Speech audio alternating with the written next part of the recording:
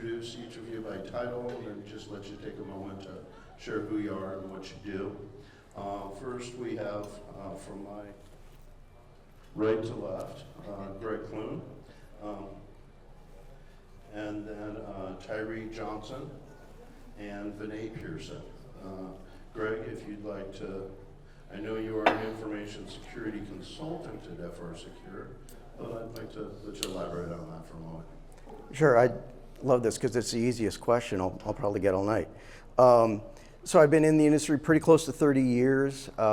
My dad used to come home, he was a judge for 2 different counties, and I'd be sitting behind a computer with headphones on, and he was bound and determined that I had to figure out what I was going to do with my life because I'd never be able to play with computers all day and listen to music. So I'm very blessed to be able to do that. From that, my interest, I fell into computer industry, have the history, help desk support, system administration, domain administration, enterprise, design, architecture, all the way up into networking and design and architecture, and all of that translated into the security world.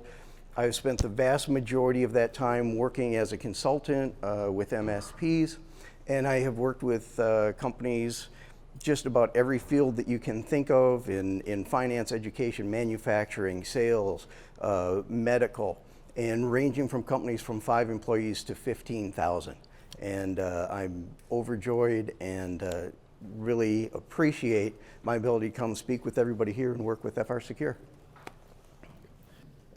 Hi, I'm Tyree Johnson. I work with Miners Incorporated. We are Super One Foods. We are in the grocery stores and liquor stores in the UP of Michigan, northern Minnesota, northern Wisconsin. I started with my company in '94. In 2000, I graduated with a degree for RPG, and they took the fact that I worked at the grocery store and I went to school for computers to bring me up to the office, and so then I was a jack of all trades on registers and whatnot.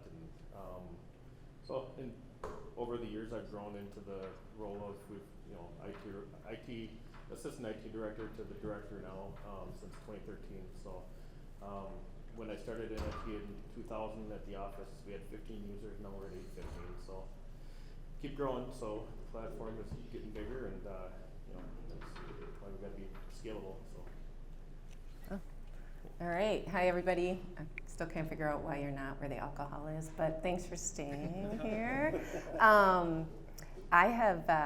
I have been in finance my entire life. So I'm a recovering banker, 25 years in financial services, and that was a whole different beast. I could go into that for a while, but there's a reason I'm not there anymore. It's very stressful. Security was a major challenge when I was in it, and it was a lot of compliance. So happy to have moved on.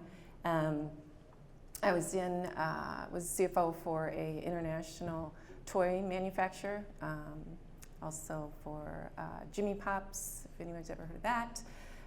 Worked for big companies, small companies, and then I landed here at FRSecure. 5 years ago. I started right before COVID hit, which was fantastic. Not only did I enter an industry I knew nothing about, and everybody around me was smarter than I was, but it was a year where we had to deal with the financial struggle of COVID. So I learned a ton along the way about security. Incredibly insecure when I started at FRSecure, but I'm learning, and I'm just happy to be here today. Awesome. So the topic that we have is bridging the gap between the CISO and the CFO. I wanted to start things off with just asking, starting with you, Tyree, what does that mean to you? Like, how would you just, so we can all kind of be on the same page in the understanding of what we're going to be talking about? Bridging the gap between the cybersecurity team and the CFO, it's basically speaking a different language and trying to translate that to the financial people that are cutting the checks.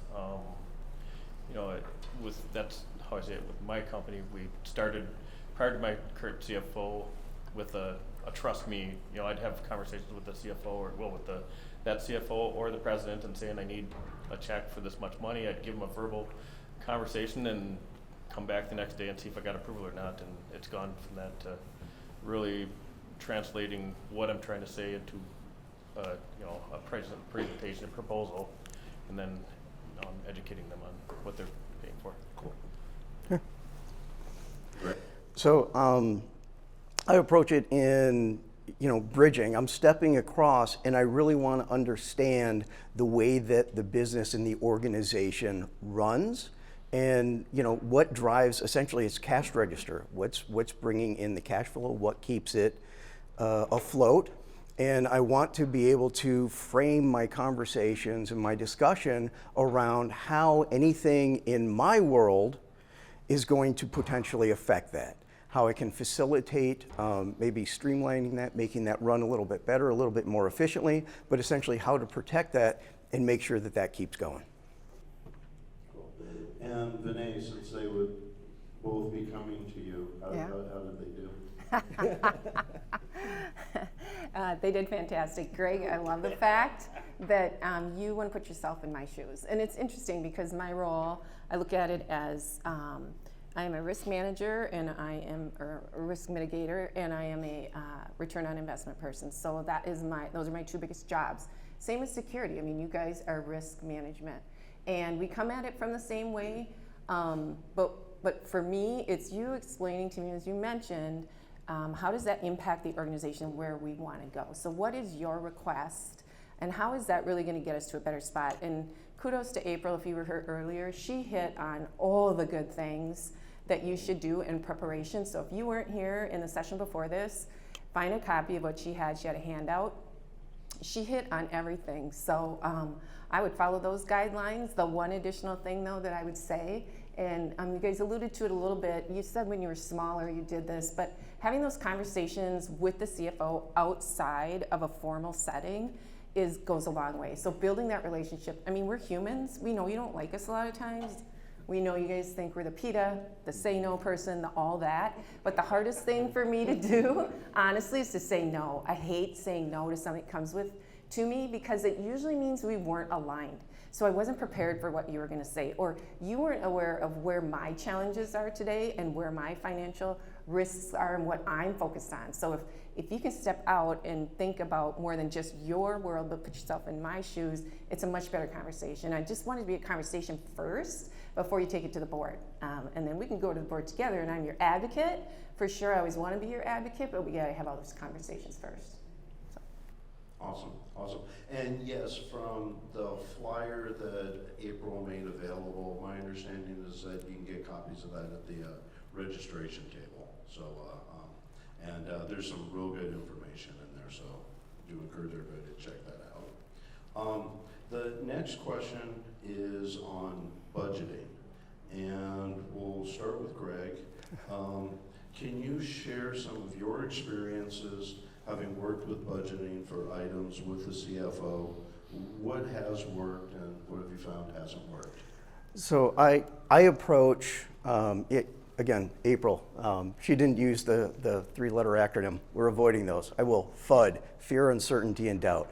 Be upfront, be honest, be able to explain what it is that you're talking about. I don't want to give in-depth information. Our job, we get buried in the weeds. We go down rabbit holes. We're concerned with the minutia.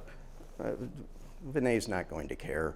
High level, here's the risk, here's how it impacts business, here's some ways that we're thinking that we can reduce that, mitigate that, and protect the organization, protect that cash flow to it. But be honest, be upfront. Don't use any of the marketing hype. Try not to jump into the words of the day or whatever is being pushed out. But support it with facts and just be honest. Yeah, please. I agree with Greg, though. It's be upfront, be honest. Like April said, you got to think of the questions that they're going to come at you whenever you want to present this as a budgeted item, and be upfront. Think of calculated risks that may be down the road because it's a company decision, business decision, not a me decision. Even though you want it, you got to accept no. But I think being upfront and honest is the best way, and through my budgeting process, I've always engaged them. I talked to the president and CFO when I'm budgeting annually, and I bring those guys into the meetings with our partners, Osprey or FRSecure, and they understand these guys aren't predatory vendors, they're our partners, and that's what's really wins them over, I think. So they know that they have that two-way communication. It's not just someone kept taking a check. So that's how I approach it. Cool. And before it goes to Vanae, I'm just curious, have you guys ever tried, like, earlier in your career and you did a swing and a complete miss because you didn't follow the advice that you're given now? Me? Yeah. Both. Yeah. In 2021, you know, we had a new CFO come aboard, and I was in the position IT director for years, and again, it was the same conversation to go to the president and say I need a check for this or that for whatever, and they'd think about it. I give them my business case, and maybe the next day, or, you know, 1 or 2 or 3 sleep cycles, I'd get the answer from them one way or the other. CFO comes aboard, and I gave him a quote from FRSecure for instant response hours, and he flat out said no. He said, we'll think about it, but we need to understand what we can do in-house first. Let's build a, what does this get me? Where's my return on investment? Let's see if we can cut into this a little bit and do some of it on our own. Let's do what we can do to lower this price a little bit if possible. So we've since built a cybersecurity steering committee, and we've grown that to where it's all of our C-level people. It's financial, legal, HR presidents. So we've grown that in-house, and it's really been a way for us to be partners in the conversation and the decision making too. So it went from a miss to it helped us grow. No, that's awesome because they gave you a path forward. Yes. And just kind of helped you bridge it. So Yep. That's great. How about you? Oh, yeah, definitely. Yeah. Like I said, I came up, from the technical ranks, from the technical background. So the first time I come in, I lay out all the technical, this and this and this, and we're looking at this, and then this can happen. And I look up and I just have, and I had no idea how to translate that. Like Evan said earlier during the Unsecurity podcast, right? You learn through pain, and that was definitely pain. Vanae, just curious, any experiences you've had along those lines from where you said, where somebody came and it was just a complete mess, or? Yeah, for sure. There's been some. I think for me, the biggest thing is most of the people, most people in the room, CTOs, CIOs, CISOs, something with a C in it, you should know the financials. So you should have access to them. And if you don't, my question would be why? But if you know them and can understand where your company's going for the year, or what your growth pattern has been, what your spending has been for your department, how much were you allocated last year, what's your allocation going to be this year, what's typical, you'll know when you're coming with a proposal that's way out of whack, that's way out of anything that CFO maybe would have heard of in the past, and so you can approach it differently. But the key is to show that you've educated yourself on it, you can put yourself in their shoes, and you realize it's a really hard decision, but we really need these dollars this way. For me, this is so easy now because I work for a bunch of security people. I never say no. So, but honestly, it's really you should be privileged enough to know what's going on with the numbers and understand it. And if you don't, you should ask why. So. And that's not the only reason why everybody loves you. Cool. Okay.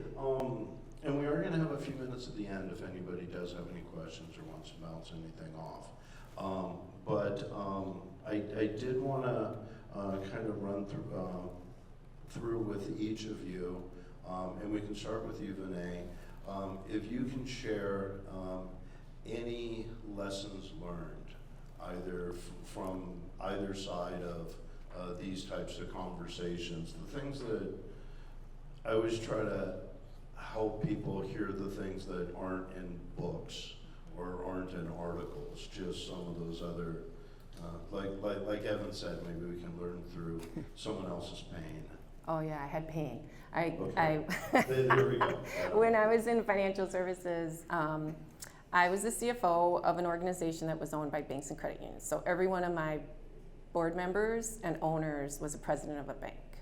And so I might have thought I knew finances and knew what I was doing, but I didn't know anything compared to what they knew. At least that's what they consistently told me. And what I learned along the way, and I mean, I kind of fell into the CFO role at very young ages, in my 20s, and it was one of those, the bylaws said you had to have a CFO, so I was the only one in the room that did accounting, so I got the job. It was like by default. Didn't know what I was doing. Did everything wrong at first. But what I quickly learned at the board table was, don't just present your ideas. You can come with the best plan in the world, the best proposal, you can put it in their terms and do all that, but you need to lobby outside that board table. So you need the CEO on your side, or the other people in the room on your side, if it's your chairman of your board, whomever you're close to, have those conversations outside the room, and they're gonna teach you a lot about how to frame that, or maybe even change that request. Don't go to the table thinking you got all the answers and you're just gonna present this beautiful proposal, because you'll fall flat on your face if there's nobody else in the room that's already on your side. So I have tons of scars from that, but I'm bigger and better now, so that's my advice. Awesome, thank you. My lessons learned, I guess was budgeting. We were looking at doing an MDR with Astra and came to the proposal and to ownership, and the president and the CEO both came in, and our Jim Miner Jr.'s an odd person sometimes, and he doesn't really understand technology. He adopts it, but he doesn't understand it that well, and I tried to explain to him what an MDR is. He wanted to know. An MDR. Yeah, and exactly. I mean, I gave him the definition out of Google, whatever, and it's like he totally shut me down because he didn't understand it. So even though I did give a really good business case, bullet points and whatnot, so that was my lesson learned. And that was me asking for funding for this initiative, and it's the two-way the engagement that I needed to bring to this company, and that's where our cyber steering committee really was adopted at that point. Is when we brought in we have a monthly meeting and we engage our C-level people, and it's been a two-way conversation. He's been welcome to join, but he hasn't joined, but his son does. So the lesson learned is don't expect to explain a grocery guy what an MDR is. So Even if he asks. even if he did ask, and he basically told me shut up. But we did get the approval shortly after, once we got everybody engaged. So. No, right on. So my big, I guess, is don't let yourself become emotionally involved in your solution. Vanae may not like saying no. There's times they absolutely have to say no. It doesn't align. There's organizational changes coming. Maybe we don't know about yet that they do. But don't allow yourself to become emotionally involved even in your program. Care about it, please. But don't get that personal involvement, because it's going to come. You're not going to always get everything that you want. And it goes back to my first thing, right? We're talking about facts, we're talking about reality. As long as you present it that way and you're not getting the emotions in it, when the decisions, whichever way they go, it doesn't wreck your week with your spouse or back home. It's a business decision. It's not a personal. No, that's great, thanks. Yeah, and if I can add, what a lot of this boils down, and I've heard it from Evan a million times and will continue to, that everything we're talking about orbits around the language of business. That's what Vanae is going to be looking at it through, and that's where we want to meet her at. So just keep that in mind. And also, one of the things that has been a lesson learned from me, and here we're talking about speaking to the CFO, but with others, is understand what your why is. Understand why you came up, why this initiative exists, why you feel that it makes sense. as you've run it through the committee, or if you're just taking it straight, that you can explain the why behind it in the language of business, and you'll automatically kind of be going in the right direction that way. We do have a few minutes. Do we have some questions from the room before I start picking people? That'll be you, Jordan. Okay, we'll start with Glenn. I don't know if you have experience both ways, but if you do, great. If you don't, you have an opinion as to what the differences would be between approaching the C-suite as the CISO versus an outside consultant being the VCISO, and if it's the same, what are the differences, parallels? Good question. Yeah. I have a question. Yeah. Yeah, I realize that's directed towards me. I've got to think about that. It's a little more challenging because I don't have that same personal relationship with the board or with executives within an organization. So I need to kind of try and feel out a little bit from my contacts, from the people that I'm working with, what they're expecting, what they're like, what their approach is, and what they might want to hear. And I'm going to, do my best to build off of that, and of course support the people that I'm working with. But it's almost going in a little bit blind to that, versus where I'm part of the organization. Like you have those conversations outside of security and outside of the program, where you may know a little bit more about how their kid's doing in soccer or football or what school they're going to, and you have a little more of a personal relationship that kind of helps build that communication even before you sit down and turn on your slide deck. And Vanae, as the receiver of those approaches, do you feel there's a difference between the in-house and an outside consultant that's trying to be part of the team? Yeah, I mean, I had the same question for him. Like, how does that work? Because I trust him more than I trust him if he's my inside guy, right? So he has to be intimately involved in that. Whatever you're presenting, whether you present it or you present it, you have to be able to reinforce it. Kind of the same thing, like you're lobbying with somebody else. Oh, here. Yeah.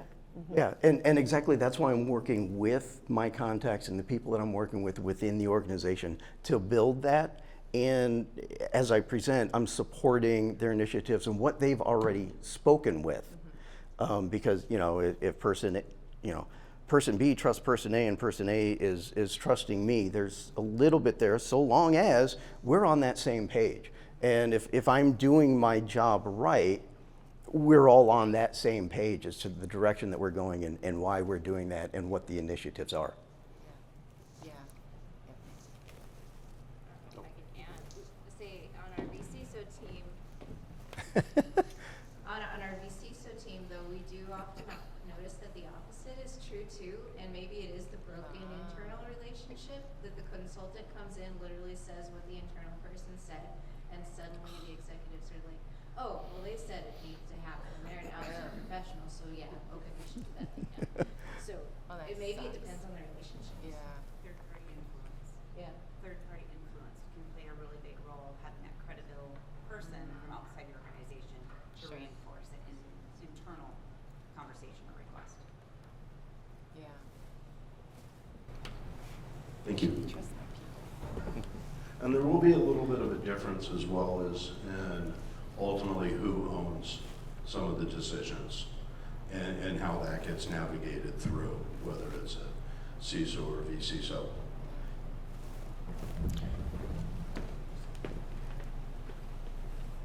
Have any of you run into a situation where something you recommended to a board or a CFO was shot down, and then as a result, you had a breach occurred or something like that occurred after that, and if you did, what was that like? Not while I was there.